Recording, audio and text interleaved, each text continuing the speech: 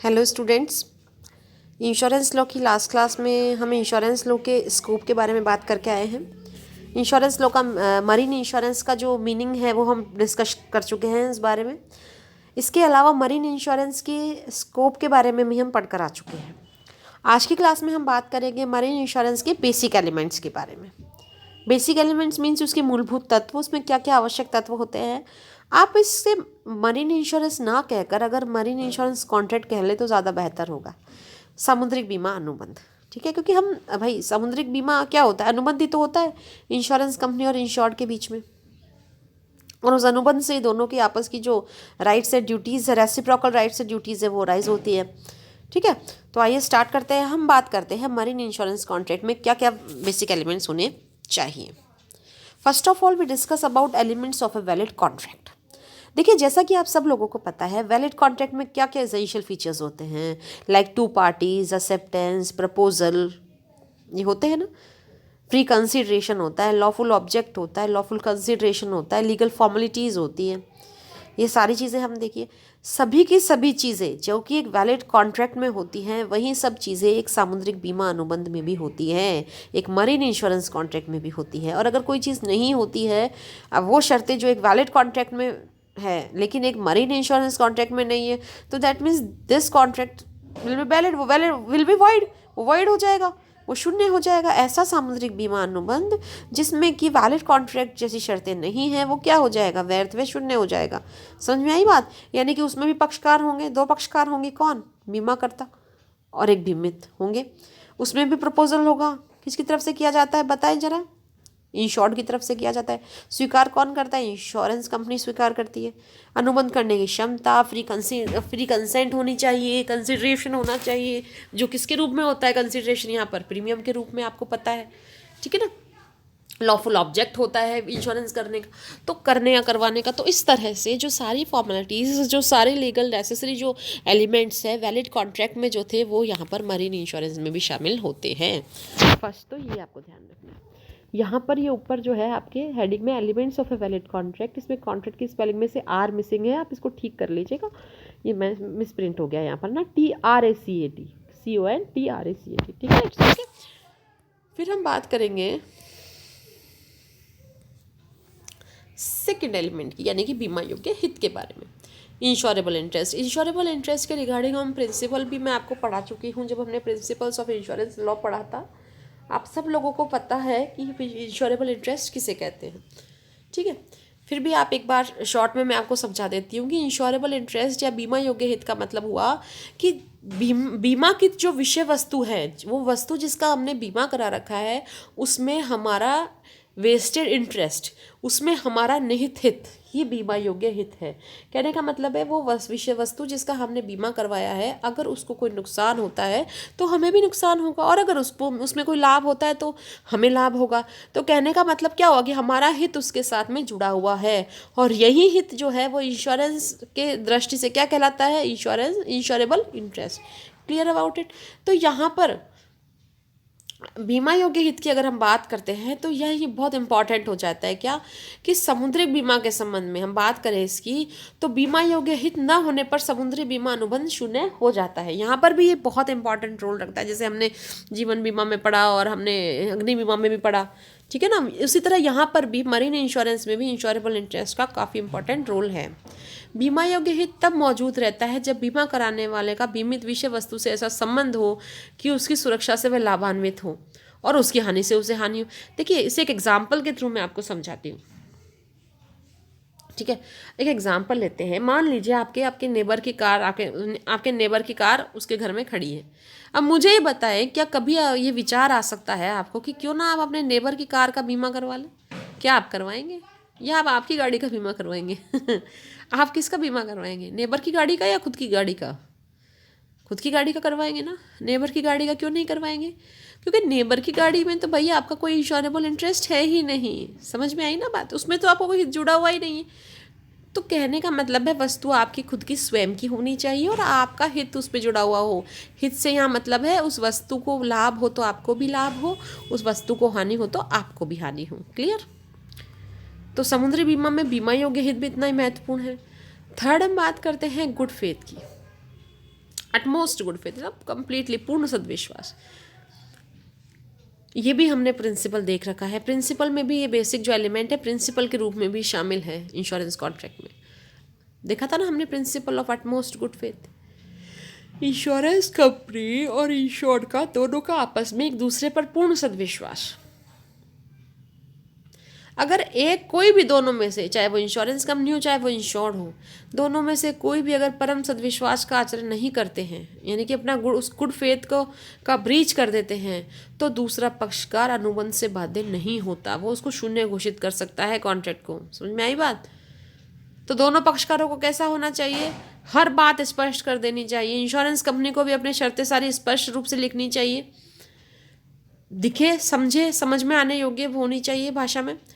दूसरी चीज़, जो पार्टी है, जो इंश्योर्ड है, जो इंश्योरेंस करवाने जा रही है, वो भी अपनी सारी स्थिति स्पष्ट रूप से कह दे, सब चीज़ डिस्क्लोज कर दे, किसी भी चीज़ को छिपाकर ना रखे।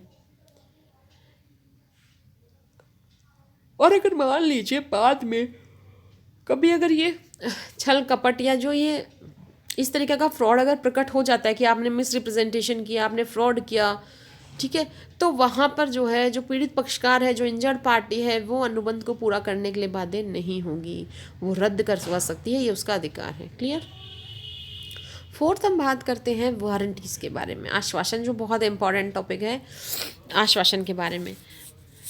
ठीक है, आश्वासन समुद्री बीमा अनुबंध का एक आवश्यक तत्व है जिसका पालन न किए जाने पर बीमा अनुबंध को रद्द समझा जाता है। तो आश्वासन जितने भी होते हैं उनका भी पालन किया जाना जरूरी है, नहीं करोगे तो वो क्या होगा, बीमा अनुबंध को रद्द किया जा सकता है। आश्वासन से आशय उन वचनों से है जो बीमित व्यक्ति द्वारा बीमाकर्ता को दिए जाते हैं। आश्वासन कौन दे रहा है? बीमित व्यक्ति। किसको दे रहा है? बीमाकर्ता को। देखिए, आश्वासन से हम यहाँ ये समझें कि जो इंश्योर्ड है वो ये कह रहा है, देखिए ये हमारे इंश्योर्ड है मिस्टर एक्स और ये है हमारी insurance company. Mister x insurance company को किस बात का आश्वासन देंगे? इस बात का कि मैं अपनी तरफ से किसी भी प्रकार की कोई भी लापरवाही नहीं बरतूंगा। ऐसा नहीं है कि आपने इंश्योरेंस करवा लिया व्हेन यू आर फ्री, कि अब कुछ भी नुकसान हो, इंश्योरेंस कंपनी है ना, ऐसा नहीं सोचना है। तो एक्स किस इम्प्लाइड है, ये शर्त इम्प्लाइड होती है बेटा इंश्योरेंस कॉन्ट्रैक्ट में कि एक्स जो है वो बीमा होने के बाद भी उस विषय वस्तु का उतना ही ध्यान रखेगा जितना वो बीमा से नहीं होता तब रखता। समझ में आई बात? तो ये है आश्वासन। किसकी तरफ से आश्वासन है? ये बीमित व्यक्ति की तरफ से। इसलिए क्या लिखा गया है इसमें कि आश्वासन से आशय उन वचनों से है जो बीमित व्यक्ति द्वारा बीमाकर्ता को दिए जाते हैं। अब देखिए, ये आश्वासन भी दो प्रकार के होते हैं। एक तो होता है इम्प्लाइड वारंटी, एक होता है एक्सप्रेस वारंटी। एक तो ये होता है कि उसमें छिपी होती है गर्भित संविदा, मतलब ये तो होगा ही होगा, इसको स्पष्ट बताने की भी जरूरत नहीं है, ये तो हर मरीन इंश्योरेंस कॉन्ट्रैक्ट में शामिल होगी। गर्भित मतलब छिपी हुई, मतलब उसका स्पष्ट उल्लेख जरूरी नहीं होता है बेटा कॉन्ट्रैक्ट में, वो है तो है, उसका अस्तित्व हमेशा बना ही रहेगा इंश्योरेंस कॉन्ट्रैक्ट में। तो गर्भित आश्वासन किसे कहेंगे? गर्भित का मतलब जैसे हम समझते हैं छिपा हुआ, जो स्पष्ट नहीं है, नॉट क्लियर। तो गर्भित आश्वासन एक ऐसा आश्वासन है एक ऐसा अव्यक्त आश्वासन है, मतलब जो एक्सप्रेस नहीं है, जिसके स्पष्टीकरण की आवश्यकता नहीं होती। भाई पक्षकार आपस में अगर लिखा हुआ भी नहीं है ना तो भी ये शामिल है, ऐसे तरीके के। अब देखिए, अब गर्भित आश्वासनों को भी देखिए 3 पार्ट्स में डिवाइड कर दिया गया है। पहला तो आश्वासन है आपका सी वर्दीनेस, समुद्री योग्यता। कहने का मतलब, समुद्री योग्यता का मतलब बेटा केवल इतना सा है कि जहाँ यहाँ पर यह है कि आप जो भी, जैसे आप इंश्योरेंस करवा रहे हो तो किस चीज़ का करवा रहे हो, जहाज़ का करवा रहे हो, माल का करवा रहे हो, तो इस बात का आश्वासन देना कि आपका जहाज़ बिल्कुल सही है, चलने के योग्य है, समुद्री मार्ग की जो जोखिमें हैं उनको उठाने की योग्यता आपका जहाज़ रखता है। तथा समुद्री यात्रा जब प्रारंभ हुई उससे पहले ही जहाज़ के मालिक ने मरम्मत आदि जो भी करवाने थे जहाज के, वो सारी कार्यवाही पूरी करवा दी। जैसे मान लो उसकी मशीनरी वगैरह ठीक करवानी थी, अच्छे से कसवानी थी, वो करवा दिया, निरीक्षण करवा लिया पूरे जहाज का, इस तरह से। साथ ही जहाज में आवश्यक मात्रा में ईंधन और जो भी यात्रा के लिए जो आवश्यक खाद्य सामग्री है सभी की व्यवस्था कर ली। जहाज को चलाने देखभाल करने वाले कर्मचारियों को भी प्रशिक्षण और निर्देश दे दिया। जहाज के मालिक को इस बात की भी जांच पड़ताल कर लेनी चाहिए कि जहाज को समुद्र में चलने की वैधानिक अनुमति प्राप्त है या नहीं, मतलब लाइसेंस प्राप्त है या नहीं। यदि इन सभी आवश्यक तैयारियों की कमी के कारण समुद्र में मान लो जहाज समुद्र में रुक जाता है या क्षतिग्रस्त हो जाता है तो बीमाकर्ता इसके लिए उत्तरदायी नहीं होता। वो पहले ही बता देता है और अगर आपने कंसेंट दे दी तो वो इंश्योरेंस कर भी देता है। फिर सेकंड हम बात करें उपक्रम की वैधता की, तो जैसे हमने अभी तो बात करी थी समुद्री योग्यता की, भाई ये भी इम्प्लाइड है, वैसे ही उपक्रम की वैधता भी इम्प्लाइड होती है। लीगलिटी ऑफ वेंचर, समुद्री बीमा अनुबंध में बीमित व्यक्ति की ओर से यह गर्भित आश्वासन भी होता है कि यात्रा का उद्देश्य पूर्णतः वैधानिक है तथा माल को वैधानिक अधिकारों के अंतर्गत ही ढोया जा रहा है। ठीक है, उपक्रम से मतलब हो गया यहाँ पर कार्य से, समझ में आई ना, कि जो कार्य हम कर रहे हैं तो वो क्या है, बिल्कुल उसको करने के लिए हमको अधिकार है, और जो माल जो पहुंचाया जा रहा है शिप के द्वारा उसको पहुंचाने का हमको बिल्कुल लीगल राइट है। दूसरे शब्दों में कहें तो ये आवश्यक है कि जहाज शत्रु देश की सीमा में प्रवेश ना करें तथा सरकार द्वारा प्रतिनिधित्व वस्तुओं का व्यापार न किया गया हो, सरकार द्वारा जो बैंड जो भी गुड्स है उनका व्यापार न किया गया हो। ठीक है, माल को लाने ले जाने का उद्देश्य तस्करी ना हो और वर्णित वस्तुओं के व्यापार के लिए आवश्यक होने पर लाइसेंस प्राप्त कर लिया गया हो, अन्यथा ऐसे बीमा अनुबंध को बीमित व्यक्ति प्रवर्तित नहीं करा पाएगा। जनरली होता क्या है कि शत्रु राष्ट्र के साथ व्यापार करना,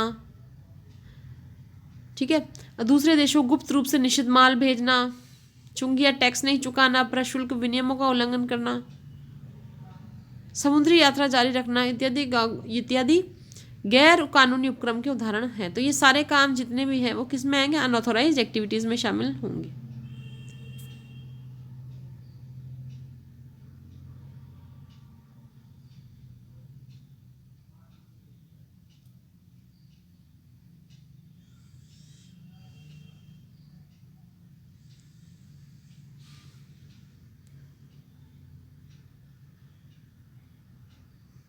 फिर हम बात करते हैं, साथ ही साथ ये भी ध्यान रखिए कि यह भी ज़रूरी है कि उपक्रम की वैधता यात्रा के प्रारंभ से लेकर अंत तक बनी रहनी चाहिए। उपक्रम की वैधता का मतलब बेटा यहाँ पर देखिए, ये आप नोट कर लें इसे,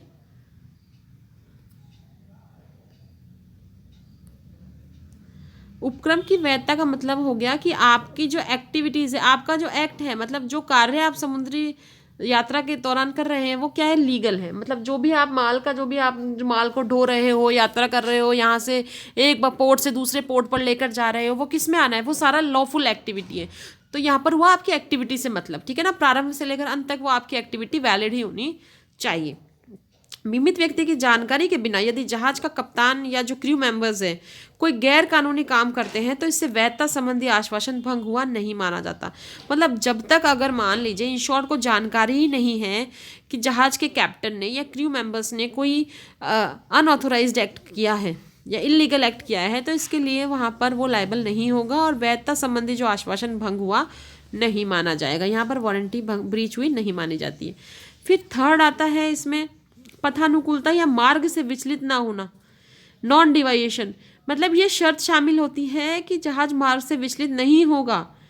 पथानुकूलता की गर्भित शर्त के अनुसार बीमा करता ये मानता है, इंश्योरेंस कंपनी मानकर चलती है कि जहाज सामान्य परिस्थितियों में अपने निर्धारित पथ पर ही चलेगा, अपनी जो निर्धारित यात्रा है ना उस पर ही मार्ग करेगा, उस मार्ग पर ही यात्रा करेगा और इसमें किसी प्रकार का विचलन नहीं होने पाएगा।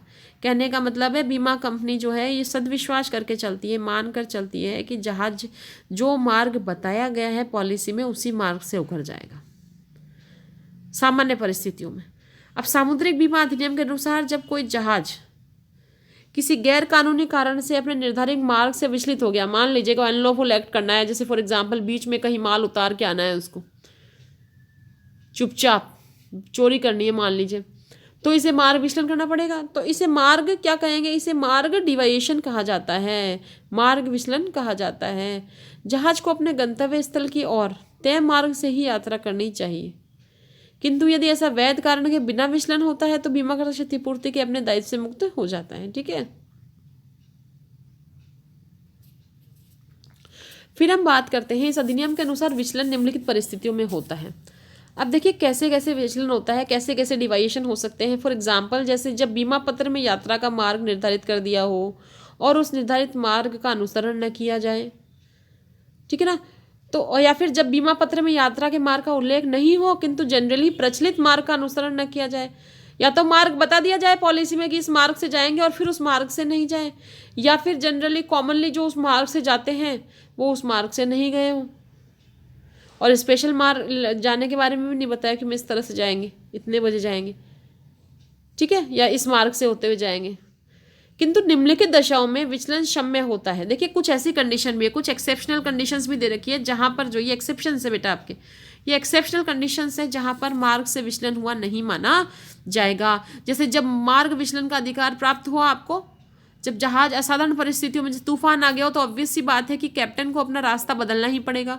जब डाकू या शत्रु द्वारा पकड़े जाने से बचने के लिए तो मार्ग चेंज करना ही पड़ेगा ना। ऐसे कई कारण हो सकते हैं जिनकी वजह से मार्ग को चेंज किया जाता है। क्लियर? तो ध्यान रखने की बात यह है, ऐसे यहाँ पर कुछ और एग्जांपल्स दे रखे हैं, आप रेड आउट कर लीजिएगा। तो ध्यान रखने की बात यह है कि उपरोक्त परिस्थितियों तथा कारणों के समाप्त होते ही तुरंत यात्रा के निर्धारित मार्ग का अनुसरण करना चाहिए। जैसे कभी कभी जो कुछ स्पेशल सर्कमस्टेंसेस दे रखी हैं, इनके हिसाब से इनके अकॉर्डिंग ज़रूर मार्ग विचलित हो जाता है, और ठीक है मार्ग विचलन हुआ माना नहीं जाता, लेकिन इसके बाद भी जो है जैसे ही समस्या खत्म हो जाए या परिस्थितियाँ वापस अनुकूल हो जाए तो सही मार्ग पर आ जाना चाहिए, सही मार्ग का अनुसरण करना चाहिए।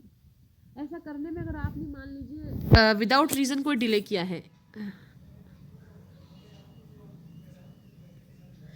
ठीक है, ऐसा करने में आपने विदाउट रीज़न अगर कोई डिले कर दिया, अनुचित विलंब कर दिया है, तो वो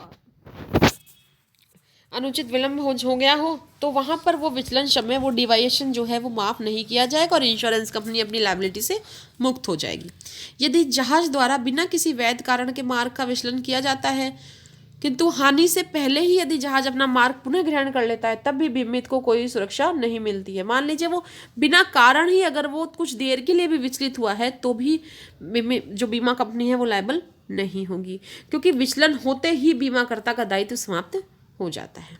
ठीक है, इसलिए जो रास्ता बताया गया है, जो रास्ता आपने पॉलिसी में बताया, उसी मार्ग से जहाज को लेकर जाया जाना चाहिए, और अगर कोई पर्टिकुलर कोई रीज़न है तो वो पहले ही उसका उल्लेख करना चाहिए, बिना रीज़न विचलन नहीं करना चाहिए। विदाउट रीज़न अगर डिवाइएशन किया है then insurance company will not be liable to pay any compensation. ठीक है, अब हम बात करते हैं, अब देखिए अभी तक हम 3 प्रकार पढ़ रहे थे गर्भित आश्वासन के, इम्प्लाइड जो वारंटीज़ थी। अब हम बात करेंगे स्पष्ट आश्वासन यानी कि एक्सप्रेस वारंटीज़ के बारे में, कि ये तो लिखी हुई होती है। जैसे गर्भित आश्वासनों के अतिरिक्त बीमा अनुबंध के दोनों पक्षकार स्पष्ट या व्यक्त आश्वासनों का पालन करते हैं, मतलब ऐसे आश्वासन जिनको उन्होंने मिलकर आपस में अपने कॉन्ट्रैक्ट में लिखा हो। ठीक है ना, और इसके अनुसार कार्य, इन ये जो आश्वासन होते हैं इनके अनुसार कार्य न करने पर इंजर्ड पार्टी जो होगी दोनों में से वो अनुबंध रद्द करने का अधिकार रखती है। ठीक है, अब देखो क्षतिपूर्ति की बात करते हैं हम, यहाँ पर इंडैमनिटी की बात करते हैं। समुद्री बीमा भी एक क्षतिपूर्ति अनुबंध है, ये भी इसका एक आवश्यक तत्व है। स्टार्टिंग में मैंने आपको बताया था, it is a kind of indemnity insurance contract, बताया था ना। तो फायर इंश्योरेंस भी इसका एक उदाहरण है, पढ़कर आ चुके हैं आप लोग। तो क्षतिपूर्ति समुद्री बीमा भी क्या है, क्षतिपूर्ति बीमा अनुबंध ही है, तथा इसमें क्षतिपूर्ति के सिद्धांत का पालन किया जाता है। मतलब जितनी आपको क्षति है उतना ही आपको भुगतान किया जाएगा इंश्योरेंस कंपनी के द्वारा। इसके अनुसार बीमित केवल वास्तविक क्षति की ही पूर्ति कराने का हकदार है, इससे अधिक की नहीं, कि जो एक्चुअल लॉस हुआ है आपको केवल उसका ही क्या किया जा सकता है, इंश्योरेंस आपको केवल उसी का पेमेंट किया जाएगा इंश्योरेंस कंपनी के द्वारा। ठीक है ना, ऐसा नहीं है कि आपने जितना बीमा, जैसे आपने 5 लाख का बीमा करवाया है, मान लीजिए 1 साल का बीमा करवाया 5 लाख का पूरे सामान का आपने, और अगर नुकसान आपको 3 लाख का ही हो तो आपको 3 लाख ही मिलेंगे, 5 लाख नहीं मिलेंगे। समझ में आ गई? तो यहाँ पर क्या होगा कि जितना एक्चुअल लॉस है, जितना कि वास्तविक नुकसान हुआ है, वही राशि आपको पे की जाएगी, उससे ज़्यादा नहीं। पर देखिए व्यवहार में आजकल अनेक ऐसे बीमा पत्र जारी कर दिए गए हैं जिनमें वास्तविक क्षति से अधिक का भुगतान किया जाता है। जैसे एक होती है वैल्यूड पॉलिसी, मूल्यांकित बीमा पत्र, इसमें बीमा पत्र की राशि का भुगतान किया जाता है। इसमें बीमित जहाज या बीमित माल का मूल्यांकन बीमा करते समय ही कर लिया जाता है। क्षति के समय क्षतिग्रस्त वस्तु का मूल्य नहीं देखा जाता, वरन जो इंश्योर्ड वैल्यू है उसका भुगतान कर दिया जाता है। तो देखिए, ये तो जनरली जो अभी प्रेजेंट में कुछ हाथ पॉलिसीज़ में चल रहा है, तो ये आपको एक एग्जांपल मैंने बता दिया कि आजकल जो है इंडैमनिटी इंश्योरेंस के प्रिंसिपल से हटकर भी कुछ अतिरिक्त भुगतान भी कर दिया जाता है। फिर हम बात करेंगे लास्ट में बीमा के अन्य सिद्धांतों का पालन। तो देखिए जैसे हम लाइफ इंश्योरेंस के टॉपिक में पढ़ के आए हैं, फायर इंश्योरेंस के टॉपिक में पढ़ कर आए हैं, वो भी इंश्योरेंस के जो प्रिंसिपल्स हैं उनको फॉलो करते हैं। इंश्योरेंस के प्रिंसिपल पर एक पहले ही एक चैप्टर मैं आपको पढ़ा चुकी हूँ। देखने के लिए अगर कोई आपको प्रिंसिपल समझ में नहीं आता है और डिटेल में देखने के लिए आप मेरा वो प्रीवियस लेक्चर देख सकते हो, जो प्रिंसिपल्स ऑफ इंश्योरेंस के नाम से है। तो समुद्री बीमा अनुबंधों में सामान्य बीमा अनुबंध के अन्य सभी सिद्धांत लागू होते हैं। जैसे स्थान ग्रहण का सिद्धांत समझाया था मैंने आपको, प्रिंसिपल ऑफ सबरोगेशन। निकटतम कारण का सिद्धांत आपको समझाया था मैंने। इन आदि सिद्धांतों का पालन किया जाता है। इनका मैंने आपको पहले ही बीमा के सिद्धांत नामक अध्याय में मैं आपको अध्ययन करवा चुकी हूँ। ठीक है ना बेटा? ठीक है, अब आज का टॉपिक हम यहीं ख़त्म करते हैं, अगले टॉपिक में मिलते हैं। तब तक thank you all of you.